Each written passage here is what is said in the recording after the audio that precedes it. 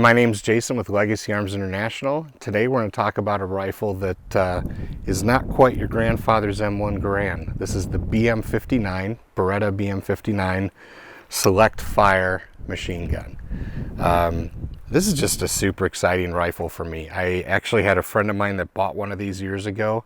I fell in love with it, and I told myself if I ever had the opportunity to acquire one, I would. And so this is a recent purchase for me. Basically, the history of the BM59 is after World War II, the United States gave the Italian Army a whole bunch of M1 Garands. And the Italian military loved the M1 Garand, but they also really appreciated the magazine capability, feed capability of the German weapons that they saw in World War II. So they set out to essentially start to build a magazine-fed M1 Garand.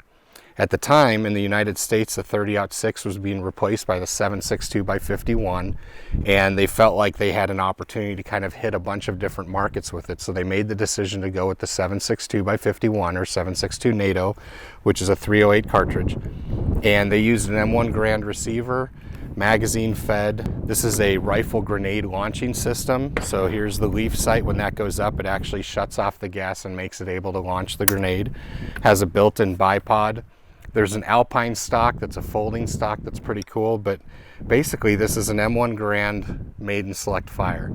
Around the time that they finished this and they tried to basically sell it to the United States, we had just developed the M14. So unfortunately, this thing kind of fell into obscurity, and you don't see a lot of them out there, but when you do, there's so much fun to shoot. One of the things I like to mention, I think it's one of the best made magazines out there.